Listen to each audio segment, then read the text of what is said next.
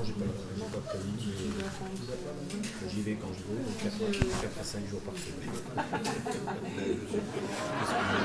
le samedi, je n'ai pas trop de métier.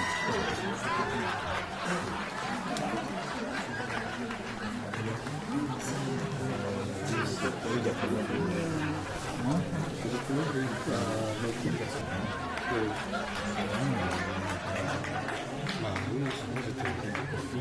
Bonsoir, moi c'est avec beaucoup de plaisir que je viens vous rencontrer et partager quelques réflexions, quelques pistes avec vous. Alors peut-on rire de tout? Alors le rire, vu du point de vue de la philosophie, généralement c'est pas très drôle.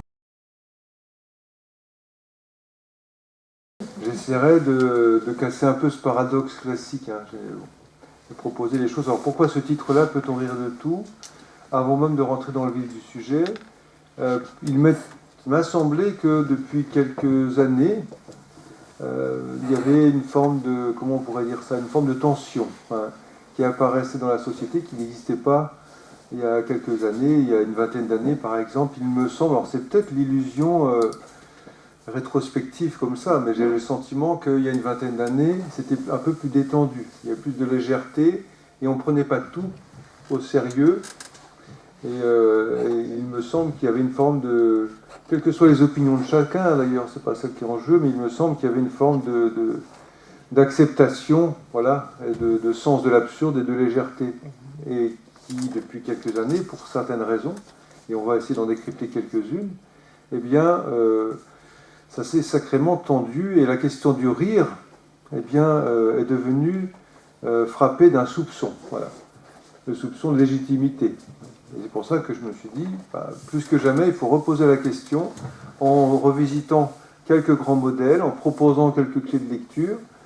Et je pars comme d'habitude, moi je ne prétendrai pas délivrer une vérité, certainement pas, mais proposer quelques outils, des hypothèses, évidemment, j'ai quelques conceptions là-dessus, et qui visent évidemment à susciter le débat et à l'enrichir, parce que le but c'est un petit peu ça pour moi ici.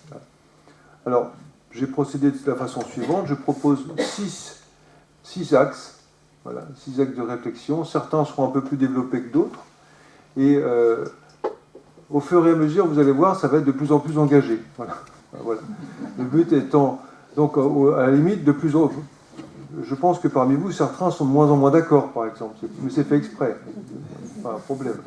Donc, si on est tous d'accord à la fin, c'est pas drôle, donc...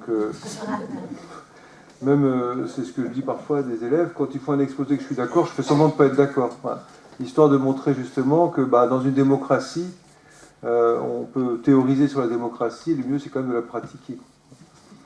Alors le premier axe que je vous propose de réflexion, c'est une réflexion qui est basée sur la question de savoir si le rire est naturel ou non.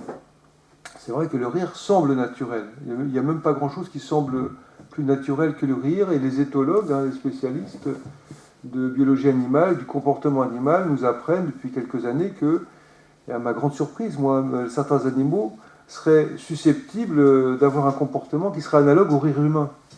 Donc quand Bergson, et que je vais évoquer à un moment donné, forcément il est incontournable, disait que le rire, après d'autres, après Aristote et après d'autres, était spécifiquement humain, c'est peut-être pas aussi vrai qu'on le pense.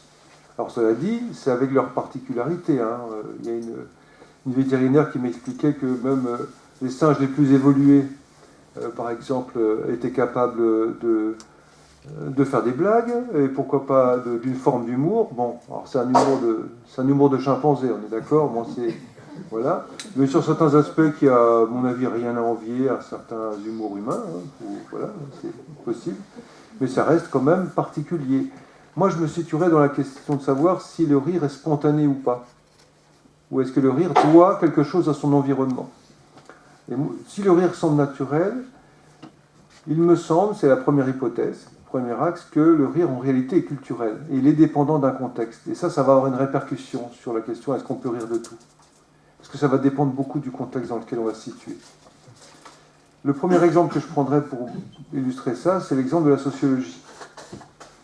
Si on part du principe qu'il existe un champ social, alors là on va faire un petit peu de Bourdieu, quelques minutes. Bourdieu qui est considéré comme l'un des grands papes de la sociologie, des grands modèles. Bourdieu qui a piqué 2-3 concepts en passant à Sartre d'ailleurs, mais sans jamais le dire, hein, mais c'est pas grave. Bourdieu évoquait ce qu'il appelle le principe de distinction sociale. Autrement dit, moi ça me fait penser au film de Bakri et Jaoui, Le goût des autres. Je ne sais pas si vous l'avez vu, Bakri qui était un immense comédien, je trouve, bien avec beaucoup d'humour, les deux, un humour particulier. Cet humour de Bakri, justement, est tend à se perdre. C'est un humour qui était un petit peu décalé. Ce décalage-là, aujourd'hui, serait même lui-même frappé de soupçons. Voilà. Alors, en l'occurrence, Bakri, dans ce film-là, pose la question suivante, Bakri et Jaoui. Le mauvais goût, c'est souvent le dégoût du goût des autres. Et concernant le rire, la question est de savoir s'il y a un bon rire ou un mauvais rire. S'il y a quelque chose qui serait de l'ordre d'un rire légitime, qui correspondrait au bon goût, et un rire illégitime qui correspondrait au mauvais goût. Il me semble que ce concept de distinction sociale, même si je suis loin de partager la vision déterministe, il me semble, moi, très close de Bourdieu sur la société. Mais simplement sur ce concept-là. Il me semble que le concept de Bourdieu de distinction sociale, il est opératoire pour penser le phénomène du rire. Autrement dit, quand on se demande si le rire, c'est un rire qui a de la valeur ou pas, eh bien, sans le vouloir, sans le savoir, en fait, on reproduit une logique de distinction sociale. C'est-à-dire qu'il y aura un rire distingué et un rire qui le serait moins. Et en réalité, quand j'ai regardé de près, vous allez voir, dans tous les domaines, ça traverse la droite, la gauche, en fait, ça n'a pas de couleur politique, ça. Parce que j'ai vu du snobisme d'extrême droite, du centre et d'extrême gauche. Mais il me semble d'ailleurs, depuis quelques années, c'est plutôt celui-là qui impose ses normes. Et il ne vient pas de France, il vient des États-Unis. Et on va y revenir on va y revenir tout à l'heure. Mais pour l'instant, on va essayer de démarrer tranquillement. Hein, voilà. Il me semble que le rire est soumis à ce déterminisme social assez puissant quand on se pose la question de savoir si on a le droit de rire. Si on peut rire de tout, dans le sens où est-ce qu'on a le droit de rire, est-ce que mon rire est légitime, est-ce que c'est un mauvais rire ou un bon rire. Si on prend quelques exemples historiques de Chaplin, par exemple. Chaplin lui faisait rire sur les puissants. Et moi, ça m'a marqué quand j'ai regardé le rire des années 90, 2000. Là, il y a eu un virage. Là où on riait des puissants avec Chaplin, c'est un rire courageux, parce que c'est un rire engagé. Et moi, Chaplin, pendant longtemps, j'ai cru que c'était un truc pour les enfants.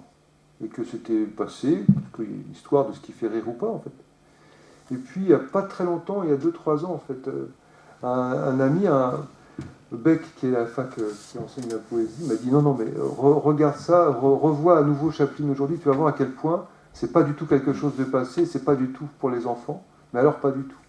Et je l'ai vu, et là, ça a été un choc. Je me suis dit, effectivement, il y a plusieurs niveaux de rire chez Chaplin. C'est un génie qui est capable de faire rire à plusieurs niveaux. Il peut faire rire des enfants de 4 ans, c'est vrai, puis il peut nous faire rire aussi. Et je me suis toujours aperçu qu'il faisait rire sur les puissants, donc c'est-à-dire ce qui était difficile. Et dans les années 80, avec les Guignols, en particulier, eh bien, il y a eu un virage. On a commencé à rire, non pas des puissants, mais des plus faibles. Des gens les plus simples, et on a commencé à rire du peuple. Et moi, je ne m'en étais pas aperçu. Et ça, quand je me suis dit, tiens, après tout, est-ce qu'on n'est pas un peu tombé dans la facilité ou dans quelque chose qui a changé d'âme? Le rire a changé d'âme.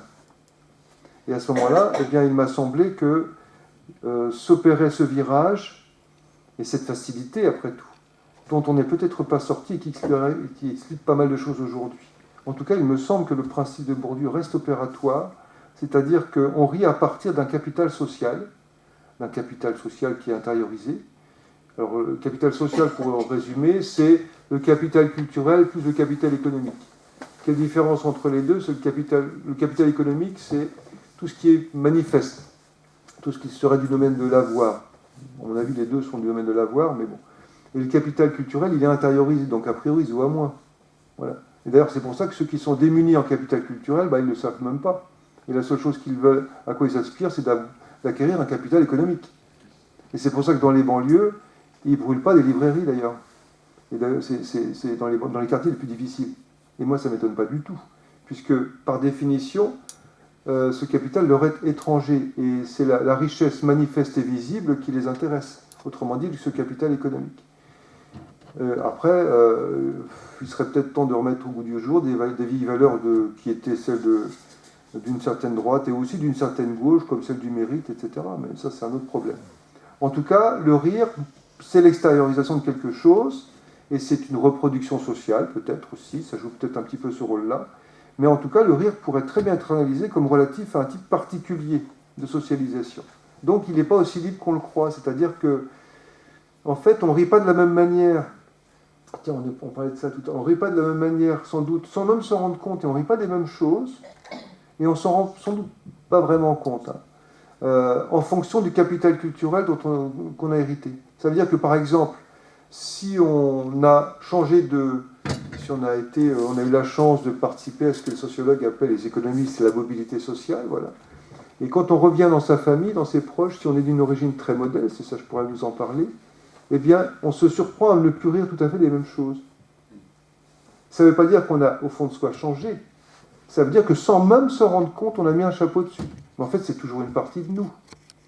Alors moi, j'essaie de partir du principe de continuer à rire le plus bêtement possible et un peu de tout, mais malgré moi, probablement, que je ris des choses encore un peu plus bêtes quand je me retrouve, c'est bien une partie de moi-même, il n'y a pas de doute, quand je retrouve mes racines, c'est-à-dire les choses des gens simples et des gens très modestes, c'est-à-dire le milieu d'où je viens, en fait. Et pendant des années, maintenant, à mon âge, je m'en fous un peu, mais pendant pas mal de temps, en fait, c'est pas que j'avais honte, mais j'en parlais, si possible, j'étais pas loin de le cacher quand même. Parce que ça, on l'intériorise. Hein. Là, on l'intériorise vraiment. Et aujourd'hui, voilà.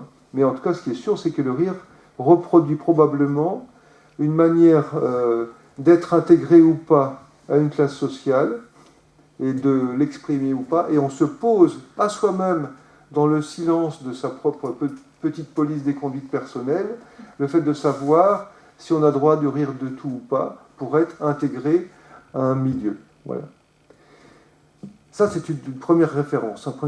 Tout ça, c'était un exemple, en fait, c'est tout. Le deuxième exemple que je voulais vous proposer, c'était l'exemple, pour savoir si on était libre ou déterminé quand on riait, c'est l'exemple de la psychanalyse. Alors là, sans rentrer plus que ça dans les détails, simplement pour l'évoquer, Freud a écrit sur le rire, hein, c'est un livre qui s'appelle Le mot d'esprit et sa relation à l'inconscient. Alors, les passionnés de Freud disent que Freud avait beaucoup d'humour. Je veux dire que ça ne saute pas forcément aux yeux. Hein. Bon, voilà. Hein.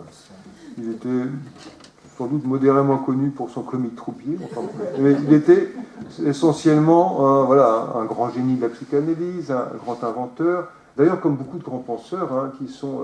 moi, j'ai connu des gens, parce que j'ai fait une thèse sur Sartre, qui avaient connu Sartre de près, qui m'ont tous dit, Védrine en tête, ils me disaient, Jeannette Colombel m'a dit beaucoup ça aussi, que c'était quelqu'un qui était extrêmement drôle au quotidien, qui avait beaucoup d'humour, extrêmement drôle. C'est vrai que dans l'être et le néant, ça ne se voit pas, quoi. Pas vraiment. Alors je me dis, qu'est-ce qu'ils ont tous comme ça avec... c'est vrai. Hein. Alors chez certains auteurs, ça se ressent.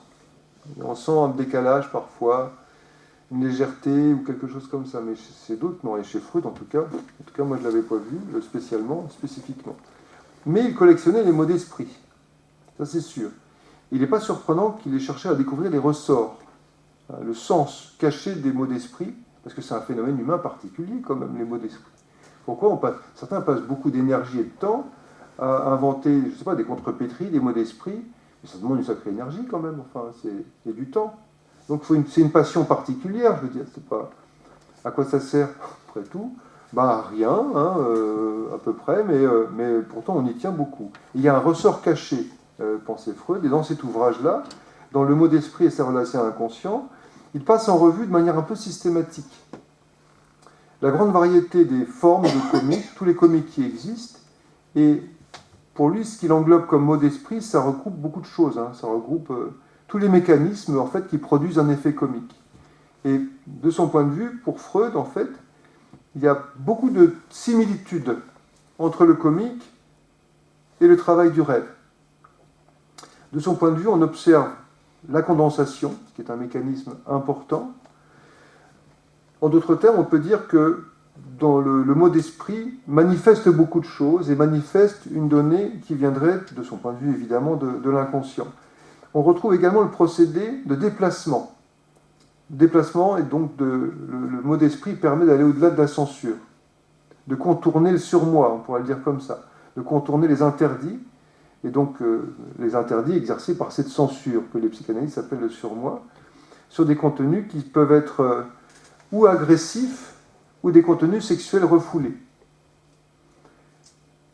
Bien sûr, le mot d'esprit permet en retour d'exprimer ces désirs enfouis sous d'autres formes.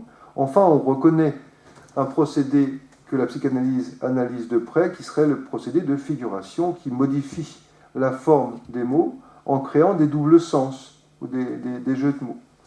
Et en fait, de son point de vue, bien sûr, il y a un sens caché, et le non-sens exprime le vrai sens, quelque part, à chaque fois.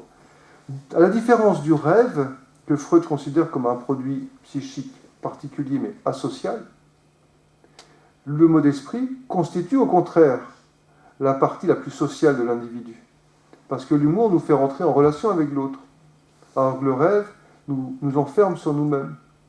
Mais dans les deux cas, il y a bien l'expression d'un désir, mais dans un cas, ce désir est ouvert vers l'autre à travers la censure et donc à travers une configuration qui passe par les mécanismes de transformation du langage. Alors que le rêve, lui, ça serait directement cette décharge symbolique par laquelle, au fond de son point de vue, la libido parviendrait à se réaliser. D'une certaine manière, il y a un plaisir particulier dans le rêve, mais il y a un plaisir social dans l'humour. Et moi, ça m'intéresse parce que, n'étant ni freudien, ni particulièrement, parce que c'est vraiment, le moins qu'on puisse dire, c'est pas du tout, hein, c'est un modèle qui pour moi s'impose. En réalité, ça ne m'empêche pas de reconnaître les vérités qu'il a pu énoncer et tout l'intérêt qu'on peut y porter. Et en l'occurrence, il me semble que concernant le rire, c'est l'une des rares fois, plus que dans l'œuvre d'art, où Freud, j'ai envie de dire, se laisse aller à un peu de positivité, quoi. Voilà. Où on n'en ressort pas complètement déprimé d'un texte en disant, bon, on est loin de la dichotomie, principe du plaisir, principe de réalité. Comme disait Deleuze, avec Freud, tout le problème, c'est on a l'impression que le désir, on le réalise ou bien sous une forme qui serait alors la censure, ou sous la forme du refoulement, ou sous la forme de la sublimation, mais jamais le désir lui-même, quoi. Mais en tout cas, par rapport au rire, là, il y a quelque chose de positif qu'il exprime. Le rire exprimerait donc une manière ou bien de se rapproprier le rapport à autrui, et peut-être de se libérer d'un déterminisme social. Moi, je voulais conclure ce premier point par ça. Il me semble que le rire est une manière de se libérer d'un contexte, et d'un contexte qui peut être marqué ou bien par la société, ou peut-être par la famille, ou par l'inconscient, quoi. Je suis frappé par le fait que la notion de fou rire qui, à mon sens, n'a pas été tellement analysée par les philosophes. Alors j'ai 2-3 hypothèses, voilà, je pourrais vous formuler tout de suite. Il me semble que le fou rire est un défi à une autorité. Et on rit souvent, un fou rire c'est souvent à partir de choses très bêtes, hein. Alors si possible, les plus bêtes qu'on puisse imaginer. C'est souvent assez incontrôlable, c'est dans les moments les plus inopportuns, hein. Et je ne sais pas si pour ceux qui ont été militaires ici, par exemple, j'ai vu quelqu'un avoir un fou rire au moment d'un passage en revue, par exemple. Parce qu'il y en a un qui était devant, qui faisait bouger ses oreilles, enfin bon, bref. Eh bien, c'est très enfantin. C'est à peu près, on dirait, quand même, 6 ans d'âge mental, ben oui, il y a quelque chose de très jubilatoire et de régressif dans le rire, que moi j'assume pleinement. Moi j'ai aucun problème avec ça, ceux qui me connaissent le savent, mais je pense que c'est très important, c'est un défi lancé à l'habitude, lancé à l'autorité, et on se surprend soi-même à être un peu plus anarchiste qu'on le croit, dès qu'on éclate de rire alors qu'on n'a pas le droit. Ça c'est ma première hypothèse. La deuxième, il faut que j'accélère un peu, la deuxième hypothèse, c'est que si le rire manifeste cette liberté, donc une sorte de défi, au fond, aux interdits, un défi aux censures, il n'existe pas parce qu'il y a des déterminismes. Moi, je ne crois pas du tout que le rire doive quelque chose à un déterminisme social. Alors, une fois que j'ai évoqué Bourdieu et Freud, en fait, je pense que ce qu'ils disent est vrai, mais il y a des choses vraies qu'ils ne disent pas. Et le rire n'est pas conditionné par les déterminismes. ni naturels, ni sociaux. Il existe malgré les déterminismes, c'est différent. Donc c'est pas parce qu'il y a des déterminismes qu'il existe, et puis à côté de ça, il peut y avoir des déterminismes. C'est possible. On pourra y revenir. Et moi, je voudrais évoquer le rire comme résistance aux injonctions de toutes sortes. Et citer en particulier le livre hommage de Deleuze à Michel Foucault. Et dans ce livre, oui, un livre hommage, un très beau livre, je trouve, où Deleuze exprime beaucoup de choses sur Foucault, un peu entre les lignes aussi, d'ailleurs, y compris une forme de, peut-être pas de dette, hein, c'est pas ça, mais en tout cas d'immense reconnaissance, quoi. Et il dit la chose suivante: Foucault n'a jamais pris l'écriture comme un but, comme une fin. C'est même cela qui en fait un grand écrivain, et met une joie de plus en plus évidente dans ce qu'il dit, dans ce qu'il écrit. Un rire de plus en plus évident. Divine comédie des punitions. C'est un droit élémentaire d'être fasciné jusqu'au fou rire devant tant d'inventions perverses, tant de discours cyniques, tant d'horreurs minutieuses. Des appareils anti-masturbatoires pour enfants jusqu'aux mécanismes de prison pour adultes, toute une chaîne se déploie qui suscite des rires inattendus, tant que la honte, la souffrance ou la mort n'ont pas fait taire. Les bourreaux rient rarement, ou ce n'est pas du même rire. Vallès invoquait déjà une gaieté dans l'horreur, propre aux révolutionnaires qui s'opposaient à l'horrible gaieté des bourreaux. Il suffit que la haine soit assez vivante pour qu'on puisse en tirer quelque chose, une grande joie. Non pas d'ambivalence, non pas la joie de haïr, mais la joie de vouloir détruire ce qui mutile la vie. Le livre de Foucault est plein d'une joie, d'une jubilation qui se confond avec la splendeur du style et la politique du contenu. Il y a dans cet hommage-là la dichotomie, l'opposition entre deux rires. Et dans le rire qui nous élève et qui nous libère, et le rire qui nous abaisse. Et plutôt, parce que moi je n'aime pas distinguer les gens, ça ne m'intéresse pas en fait. Je pense que c'est à l'intérieur de soi qu'on retrouve cette dichotomie-là.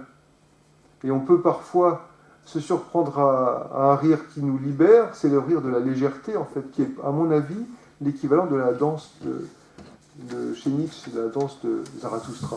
C'est-à-dire la danse qui est un défi lancé à la pesanteur. Et puis le rire lourd, et on l'a tous, à moins d'être un saint, mais moi j'en suis pas un, donc il n'y a pas de problème, hein.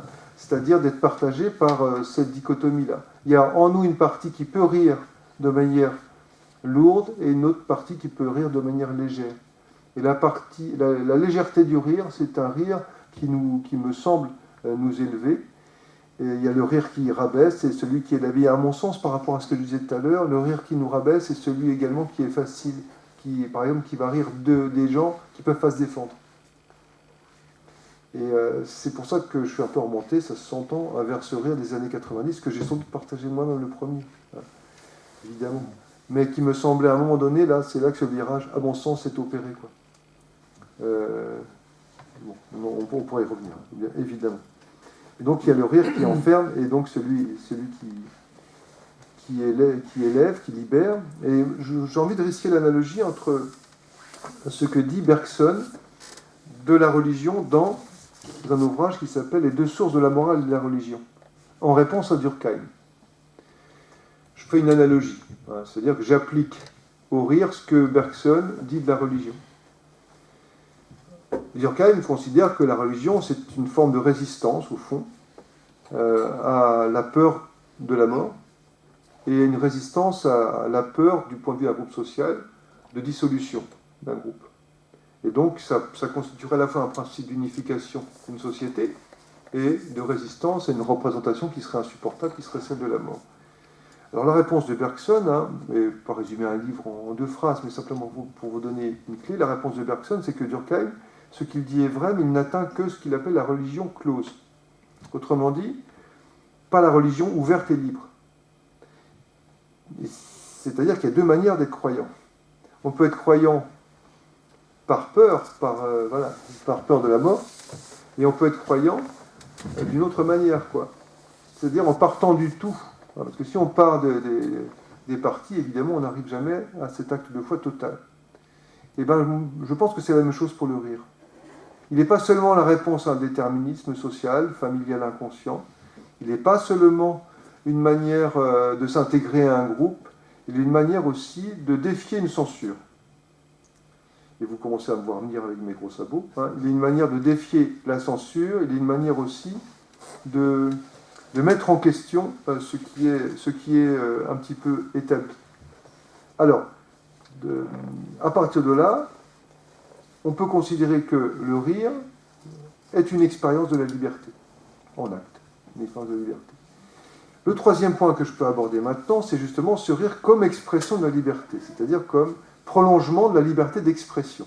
Parce qu'au fond, c'est la même chose. Si le rire exprime la liberté, c'est qu'il est le prolongement de la liberté d'expression, sous une autre forme.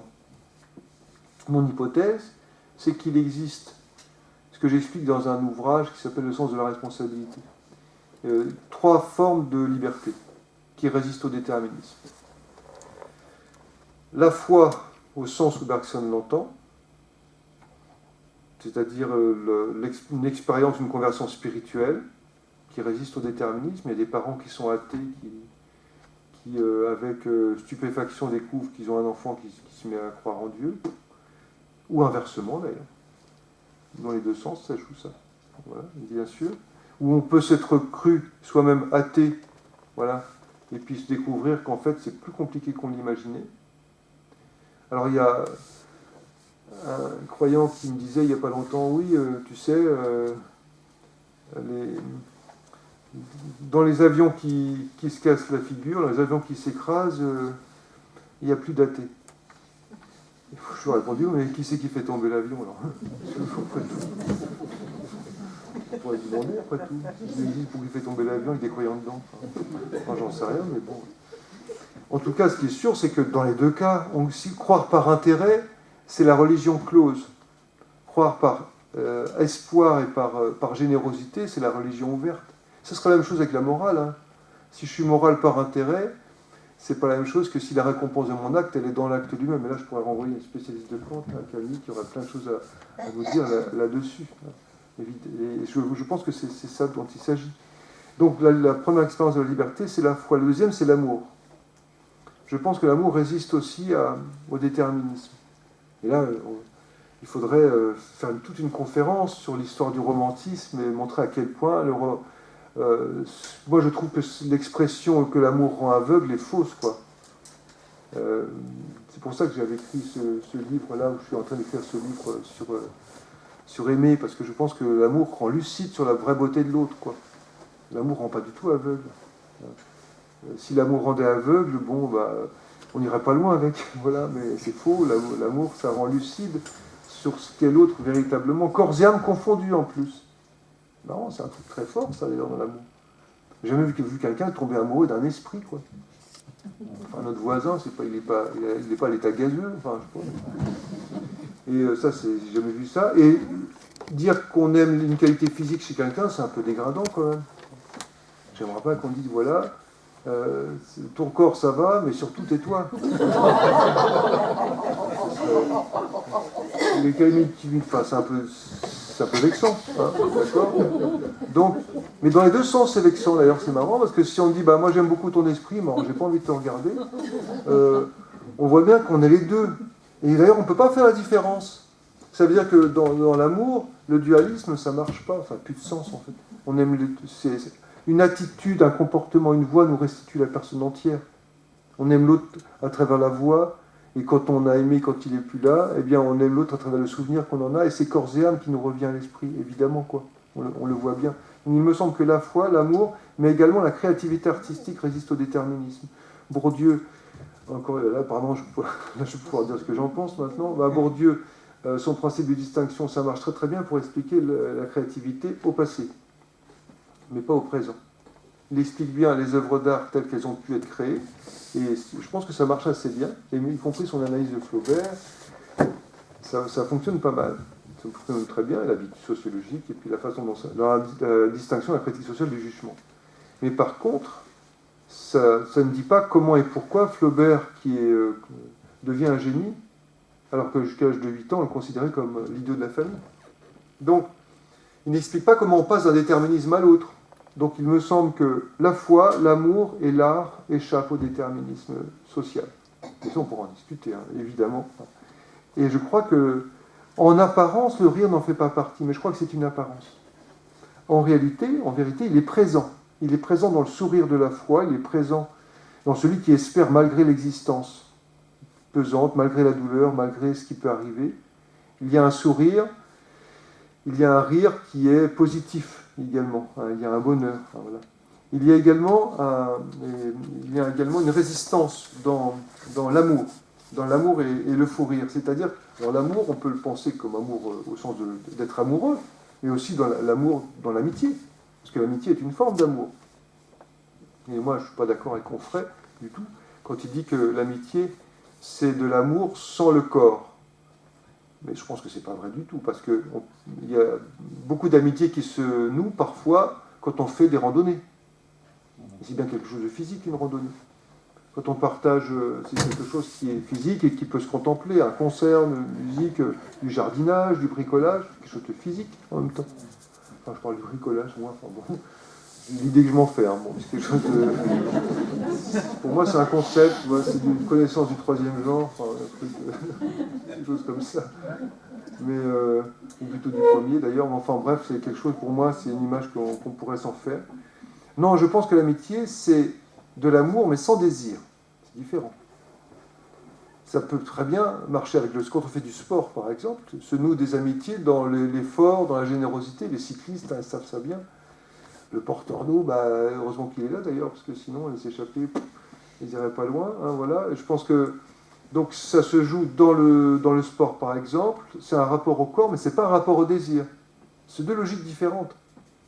En tout cas, il y a du rire, et il y a des fous rires dans l'amour, que ce soit de l'amitié ou la passion amoureuse. Et parfois même, les amis rient de choses qui font rire qu'eux.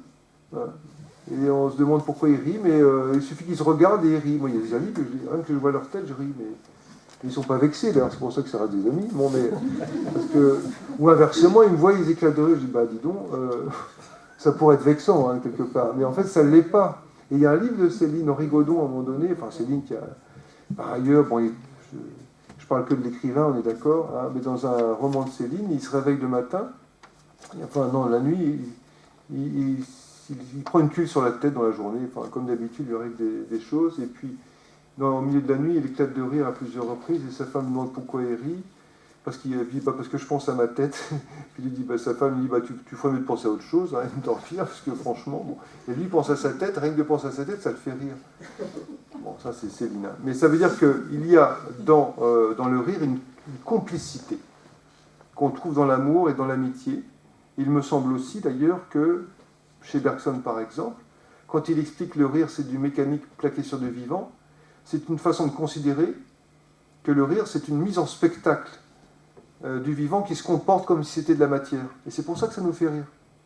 Et pourquoi Chaplin reste encore un génie du rire qui est copié par plein de grands comédiens, hein, évidemment, de Funès par exemple, qui s'est énormément inspiré, c'est manifeste. Alors qu'on l'aime ou pas, c'est un peu secondaire, c'est pas ça qui compte. Et tous les grands comiques savent qu'il y a différents types de comiques, ils les analysent d'ailleurs, j'ai le temps, donc je pourrais évoquer un peu ce que Bergson dit dans le rire, mais il évoque qu'au fond, de son point de vue, il n'y a pas de comique en dehors de ce qui est proprement humain. Et c'est vrai, Bergson a raison, un paysage, ça ne nous fait jamais rire. On ne rit pas d'un paysage, on aime ou on n'aime pas, mais c'est pas drôle. Un animal est risible. Moi, ils me font rire beaucoup, les animaux, par exemple. C'est une façon de les aimer, hein, évidemment. Un animal est risible, mais il est risible surtout quand on le surprend qu'il a une attitude qui ressemble aux humains. Souvent, c'est pour ça que les insectes font rarement rire, quand même. C'est plus rare. Enfin, voilà. Le rire s'accompagne toujours, et Sartre va le reprendre, ça, dans Les Traits de Néant, dans les Cahiers pour une morale, je croyais que c'était dans Les Traits de Néant, mais d'une forme d'insensibilité, ou d'une indifférence. En fait, lorsqu'on éclate de rire sur quelqu'un, pendant quelques secondes, on est sadique. Bon, quelques secondes, hein, c'est tout. Sinon, ouais. Après, pour moi, le vrai humour, c'est quand on est capable de rire de l'autre avec lui. Si on est capable de rire uniquement de l'autre dans son dos, c'est une forme de méchanceté déguisée. Hein, voilà. C'est un peu idéaliste, hein, mais c'est un point de vue. Bergson explique très très bien que le rire a une signification sociale. de son point de vue, il doit forcément répondre et correspondre à des exigences de la vie en commun. Donc le rire, c'est toujours le rire d'un groupe, en fait, de son point de vue. Il dit « Est comique le personnage qui suit automatiquement son chemin sans se soucier de prendre contact avec les autres. Le rire est là pour corriger sa distraction et pour le tirer de son rêve. Il peut être humiliant pour celui qui en est l'objet. Le rire est véritablement une espèce de brimade sociale. » Bon, c'est vrai qu'on peut le voir un peu comme ça. Il remet à l'ordre. Il remet les puissants à l'ordre des plus faibles. Il y a quelque chose un peu comme ça. Sa thèse, on pourrait la résumer comme ça, est comique tout arrangement d'actes et d'événements qui nous donnent insérés l'une dans l'autre, l'illusion de la vie et la sensation nette d'un agencement mécanique. C'est pour ça que la thèse de Bergson, le rire, c'est du mécanique plaqué sur le vivant. C'est du vivant qui se comporte comme du mécanique. Alors, il identifie 5 procédés du rire, le diable à ressort, donc c'est le rire de Guignol, en fait, le pantin à ficelle, voilà, Molière utilise beaucoup ça. L'effet boule de neige, une accumulation, un engrenage d'action involontaire. Don Quichotte, c'est beaucoup ça aussi. La répétition, ça c'est, même dans le langage, c'est ça aussi énormément. Il y a l'inversion, l'arroseur arrosé, par exemple, ça c'est très connu. Alors dans tous ces mécanismes, ce qu'il ne dit, enfin il ne dit pas, mais c'est toujours sous-entendu chez Bergson, c'est qu'il y a une forme d'intuition, il y a quelque chose qui ne s'explique pas tout à fait dans le rire. Qui, à mon sens, est un peu analogue à une forme de générosité. Voilà. C'est-à-dire qu'il faut accepter l'idée que quelque chose ne suffit pas de faire rire et c'est pas très grave, en fait. Si on se prend au sérieux en voulant faire rire, forcément, il me semble que ça pourra pas marcher. Ça, c'est sûr. J'aurai des hypothèses après que je voudrais vous formuler. Le 4e point que je voudrais évoquer, c'est évidemment, contre tout ce que j'ai évoqué là, dans ces 3 premiers points, c'est qu'est-ce qui empêche de rire aujourd'hui? Et là, on arrive à la censure. Et là, on arrive de plus en plus à quelque chose d'un petit peu plus, on va dire, engagé. Voilà. Aujourd'hui, il me semble que la censure est une tentative d'intimidation qui utilise plusieurs procédés. Jadis, c'est un mot qui est déjà un peu vieilli, jadis, c'est marrant. Enfin bon. Jadis, les censures étaient surtout, on parlait des censures d'une forme d'idéologie réactionnaire, qu'on qualifiait très souvent, on ajoutait censure d'extrême droite, il y aura les conservateurs, qui d'ailleurs, conservateur en tant que tel, c'est pas forcément... Si on veut conserver un paysage ou la nature, on est conservateur aussi, quelque part. Donc ça dépend ce qu'on entend par conservateur. Réactionnaire, c'est un peu différent. Mais au fond, jadis, cette extrême droite réactionnaire disposait du pouvoir d'énoncer des bons et des mauvais usages du rire, en disant on a le droit de rire de ça, mais ça par contre il ne faut pas, etc. Et en face, il y avait, par exemple, les bouffons, Coluche, le Luron. Alors, ils y allaient, enfin bon, il n'est pas semblant. Aujourd'hui, si vous écoutez certains sketchs de Coluche, le Luron, des proches, à mon avis, en 48 heures, sur les réseaux sociaux, mais là, ils se feraient détruire... Enfin, ils se feraient détruire, je pense qu'ils auraient de quoi résister, ceux-là, parce que c'est des sacrés personnages. Mais justement, ils auraient en face d'eux une meute, ce que j'appellerais la meute, quoi. C'est-à-dire un ordre moral dominant qui jadis était d'extrême droite et qui aujourd'hui, ça existe toujours, mais aujourd'hui ressurgit par l'extrême gauche bourgeoise venue des États-Unis qui nous impose ses interdits. Oui, je vous avais dit qu'à la fin, ça sera un peu bon, voilà. Et cette extrême gauche vit de 4 concepts, essentiellement, qu'ils n'analysent jamais, parce qu'ils sont dans la raison. Donc, par exemple, moi, je suis blanc, si je ne suis pas musulman, si j'ai plus de 50 ans, si je suis hétérosexuel, j'ai tort. Quoi que je dise. Je suis dans le camp du mal, et donc j'ai tort. À partir de là, ce n'est plus ce que pense l'individu qui compte, c'est ce qu'il est. Ce qu'il est malgré lui, quoi. Or, si on y réfléchit un petit peu, le racisme consiste, de mon point de vue, à reprocher quelque chose à quelqu'un et que cette chose ne dépendant pas de lui. Ça peut être une origine, une couleur de peau, ce qu'on voudra. Et c'est étonnant quand même que cette extrême gauche racialiste vive, que c'est une rente, c'est aussi une rente, vive intellectuellement des procès d'intention permanents et d'un nouvel ordre moral. Elle impose un nouvel ordre moral, dans lequel seraient tombés, je dis Coluche, mais aussi le Luron, mais aussi des proches, comme ça il y a la droite et la gauche. Au fond, il suffit d'avoir du sens de l'humour pour être du côté des méchants. Voilà. Ça veut dire qu'elle vit d'abord de cela. Deuxièmement, elle vit d'une forme de culpabilité. D'où les figures de victimes expiatoires.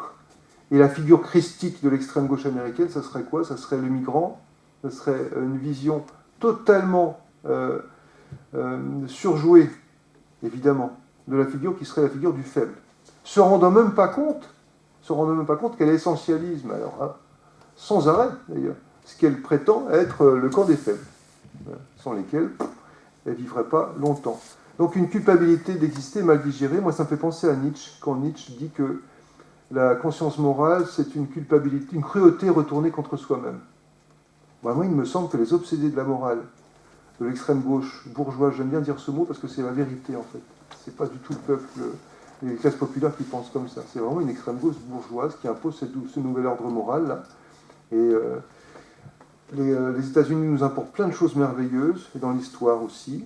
Mais alors là, hein, on n'est pas obligé de tout prendre non plus. On peut faire un tri, quoi. Et si la gauche aujourd'hui est divisée, on voit dans quel état elle se trouve, c'est probablement parce qu'elle est traversée justement par cette injonction morale à laquelle il ne faut surtout pas céder, quoi. Surtout pas. Parce que, en passant, cette idéologie n'a aucun rapport ni avec le socialisme français historique issu de Jaurès, ni avec le marxisme, ni avec le socialisme républicain. Et moi, ça ne m'étonne pas que des gens comme Julien Drey, qui n'est pas spécialement un néofasciste absolu, on est d'accord, hein, il ne fait pas partie de cette mouvance. Bon, Julien Drey dit mais que c'est catastrophique, absolument catastrophique pour la gauche d'aujourd'hui. C'est également cette culture woke. Alors woke, ça veut dire quoi? La cancel culture, la culture woke, la cancel culture, c'est le fait d'être soumis à une censure qui va vous rendre invisible. C'est-à-dire qu'avant, il y avait l'inquisition religieuse. Aujourd'hui, il y a l'inquisition morale qui dispose du bien et du mal. Vous remarquerez que ces gens-là n'ont aucun sens de l'humour. Ne rient jamais d'eux-mêmes. Trouvent insupportable toute contestation. Je peux vous dire que dans les facs, à la fac de Nantes, c'est la même chose et ailleurs c'est pareil, il y a depuis un certain nombre d'années l'incapacité à supporter la moindre contradiction. L'incapacité à supporter la moindre contradiction. C'est-à-dire qu'il suffit de ne pas être d'accord pour être tout à fait, pour être taxé tout de suite alors, niveau, en plus, c'est d'une finesse, tout de suite de fasciste, tout de suite de... Bon. Simplement, poser une question devient soupçonneux. Ouais, simplement ça. C'est une idéologie totalitaire. Or, la cancel culture, et en plus, ils sont d'un sinistre, vous n'avez pas idée, quoi. Et puis, l'un des derniers concepts les plus importants, c'est ce néo-féminisme. Je dis bien néo-féminisme avec des guillemets partout, qui ne consiste pas du tout à défendre le droit des femmes sur le mode de Simone de Beauvoir, d'Elisabeth Badinter, c'est pas du tout ça.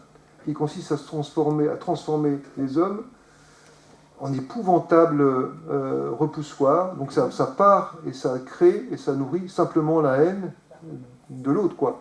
Simplement la haine de l'autre. C'est pour ça que je vous ai dit, il suffit d'être un homme, d'avoir plus de 50 ans, d'être blanc, d'être hétérosexuel pour déjà avoir tort, quoi.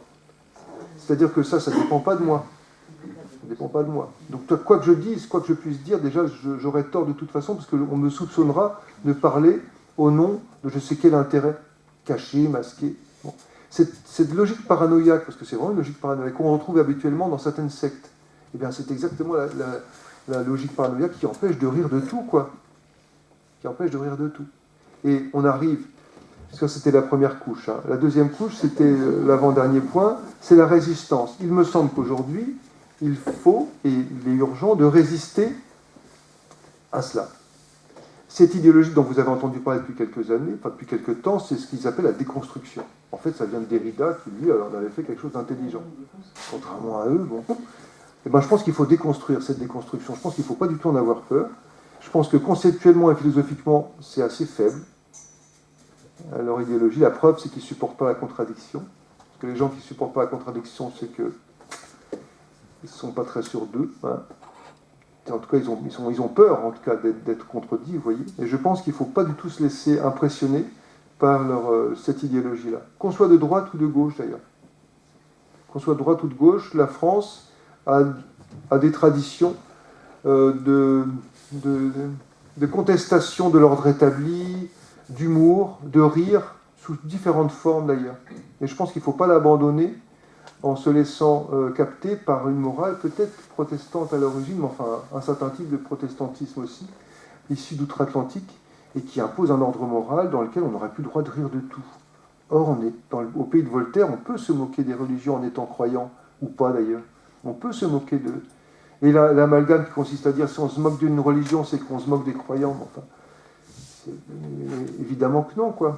On peut rire de tout. Hein. Évidemment qu'il faut rire de tout, parce qu'il me semble même que c'est jamais ça qui va être agressif pour une personne. Jamais. Il me semble que, justement, le rire de tout, c'est une façon aussi de rendre hommage, c'est-à-dire de ne pas reprendre l'autre pour un imbécile, de ne pas reprendre l'autre pour une victime ou quelqu'un qui serait un flocon de neige. Voilà. Vous savez que maintenant, aux États-Unis, il y a dans certaines universités la possibilité pour les étudiants qui se sentiraient agressés a priori par telle ou telle philosophie, telle ou telle idée, de ne pas assister au cours en considérant que ça peut les heurter. Donc on transforme cette jeunesse, c'est des flocons de neige en fait, narcissiques, à qui on n'aurait jamais rien le droit de dire, jamais rien le droit de montrer, jamais non. Et ce qui est étonnant, c'est que ça s'accompagne quand même d'une très grande violence derrière. C'est qu'il y a un chantage, un chantage idéologique et un chantage tout court, quoi. C'est-à-dire que ça s'accompagne d'une extrême violence. Et il me semble que l'immense majorité des gens, des Français, qui ne disent rien parce qu'ils se disent, mais après tout, est-ce que c'est moi qui, dans le camp des méchants, qui n'ai rien le droit de dire? Il me semble que c'est le contraire. Je crois que, et ce serait mon dernier point avant de pouvoir échanger, j'essaye de rester dans les temps, je pense qu'on peut rire de tout, je pense que le rire doit s'attaquer aux puissants, que les Guignols, c'était drôle, ils ont tout désacralisé, c'était ce type d'humour, mais ils ont désacralisé en s'attaquant au plus faible, au peuple. Et c'était un peu facile aussi. C'était un peu facile. Et je pense que c'était des beaufs, en fait. Simplement, ils ne se rendaient pas compte qu'ils étaient... Les vrais beaufs, c'était eux, en fait. Il y a une perte de valeur, un nihilisme dans ces années-là qui a accompagné un ultralibéralisme. À tout près, une forme de cynisme. J'ai raison parce que j'ai gagné. Parce que le cynique, son raisonnement au cynique, c'est très basique. Hein. J'ai raison parce que j'ai gagné. Voilà. Où on peut tricher tant qu'on ne se fait pas prendre. Voilà. Donc il n'y a pas de différence entre l'effet et l'idéal, puisque c'est le dernier qui a parlé, qui s'est imposé, qui a raison. Et ben, je pense qu'aujourd'hui, l'extrême inverse, c'est le moralisme, qui empêche au rire d'exister. Et je pense qu'il faut résister à ça. Il y a derrière cette idéologie de la cancel culture, des woke et de cette extrême gauche, qui n'est pas l'extrême gauche d'ailleurs européenne, j'en ai pas parlé parce que c'est pas le but de l'exposer, mais il y a d'autres extrêmes gauches européennes avec lesquelles on peut être d'accord ou pas, mais ça n'a aucun rapport, cette idéologie-là, par exemple, avec la tradition anarchiste en Europe. Il n'a aucun rapport avec ça. C'est vraiment même aux antipodes. Donc je pense que cette extrême gauche se comporte comme l'Inquisition chrétienne. C'est une sorte de christianisme sans Dieu, si vous voulez. Quelque chose comme ça. C'est-à-dire qu'il y a une valorisation de la douleur, des victimes. Ils se posent en sauveurs. Pour qu'ils se prennent en plus. Hein. Quelque chose comme ça. Hein. Ils disposent d'une vérité qui... Voilà. Ils rient toujours du rire des autres. Enfin, ils ricanent. Ils ricanent. Y compris d'ailleurs... les radios payées par nos impôts, quoi, ils ont beaucoup de courage d'ailleurs à rire d'humour pas drôle. Enfin, je ne sais pas comment ils font, ils s'entraînent ou quoi, enfin je sais pas, ils font des concours. Enfin, bon. C'est-à-dire qu'il faut absolument arriver à rire de ce qui fait rire le peuple. Au bout du compte, c'est rire du peuple, quoi. Je crois que la censure repose sur une haine du corps, une haine de soi-même, et je pense que le vrai défi, c'est de retrouver cette légèreté, c'est retrouver le droit absolu de rire de tout. Le côté, au fond de soi, on sait que c'est faux, au fond de soi, on sait qu'on n'y croit pas, mais on va en rire quand même. Le rire, et je voulais absolument conclure par ça, il me semble, même si j'ai pas le temps, mais c'est pas grave, on pourra échanger là-dessus, il me semble que dans le rire, c'est une manière de dépasser l'esprit de sérieux. Alors, qu'est-ce que c'est que l'esprit de sérieux, au sens sartrien du terme? C'est le fait de coïncider entièrement avec son être. Le rire provoque un décalage. et ceux qui sont dans cette cancel culture-là, dans cette inquisition morale qui ne dit jamais son nom. En fait, c'est des procédés d'inquisition, procédés inquisitoires, extrêmement narcissiques, extrêmement péremptoires, voilà. Mais en fait, c'est un procédé d'inquisition. Eh bien, en l'occurrence, je pense qu'il faut recréer ce décalage, parce qu'ils ont un esprit de sérieux. Et pour résister à l'esprit de sérieux, pour résister à l'essentialisation, justement, il y a ce moyen du rire, c'est-à-dire de ne pas se prendre au sérieux et arriver à trouver du décalage. Je pense qu'il suffit d'arriver à comprendre que il y a 3 manières de percevoir le monde comme totalité. Ou bien la contemplation esthétique, à mon sens. Dans la contemplation esthétique, on perçoit le monde comme totalité, avec son pendant philosophique qui est la catégorie métaphysique, ou bien l'angoisse. Dans l'angoisse, là, il y a un divorce avec le monde comme totalité. Dans l'angoisse, il y a ce sentiment, après ça peut prendre des différents noms, un sentiment d'anxiété, crise de panique. Il y a le monde qui est saisi comme totalité. Et il y a le rire aussi. Dans le rire, il y a aussi le monde qui est saisi comme totalité. Mais la différence, je crois que c'est une réponse à l'angoisse. Dans le rire, le monde est saisi comme totalité, mais comme spectacle. Quelques secondes. Voilà. Et ça permet également peut-être de se réconcilier, il me semble, avec ce monde-là.